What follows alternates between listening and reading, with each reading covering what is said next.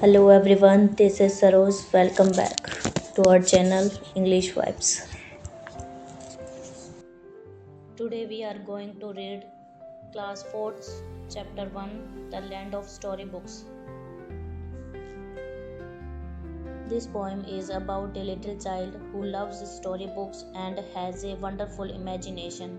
Now let's see stanza number 1. At evening when the lamps is light around the fire my parents they sit at home and talk and sit. Do not play at anything. At evening when the lamp is light. शाम को जब दीपक जल जाता है. Around the fire my parents sit. आग के पास मेरे parents बैठ जाते हैं. They sit at home and talk and sit. वो घर पे बैठकर बातें करते हैं. And do not play at anything. लेकिन कोई खेल नहीं खेलते हैं. In this stanza, the poet described that in the evening the child's parents sit near the fire and talk to each other. They do not play with him. Now with my little gun, I travel all in the dark along the wall. तब मैं अपनी छोटी खिलौना बंदूक लेकर धीरे धीरे अंधेरे में दीवार के पास चलता हूँ. Follow round the forest track away behind the sofa back. और सोफे के पीछे से ऐसे जाता हूँ जैसे किसी जंगल के रास्ते पर चल रहा हूँ. There in the night where no one can spy. वहाँ रात में जहाँ मुझे कोई देख नहीं सकता.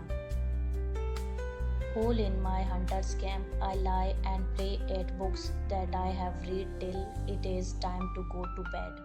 मैं अपने शिकारी शिविर पे लेट जाता हूँ और अपनी पढ़ी हुई कहानियों की पात्रों की तरह खेलता रहता हूँ जब तक सोने का समय नहीं हो जाए. There are the hills, there are the woods, there are my starry solitude.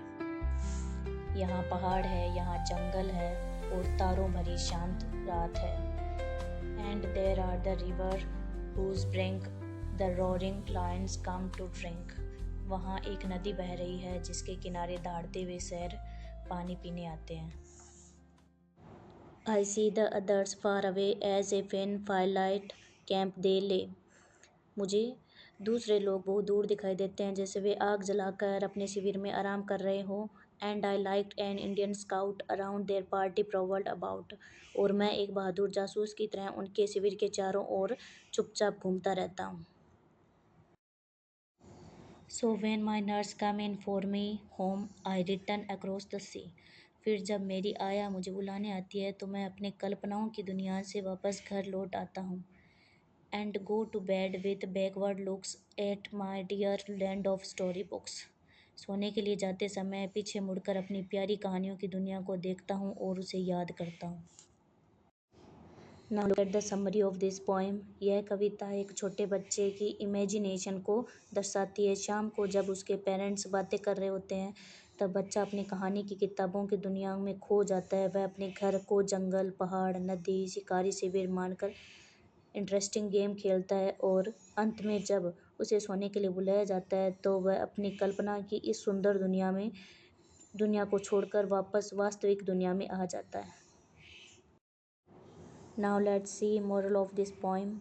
Storybooks develop imagination, creativity and love for reading. कहानी की किताबें बच्चों की कल्पना शक्ति, रचनात्मकता और पढ़ने की रुचि को बढ़ाता है. Subscribe the Vibes for more. Keep watching.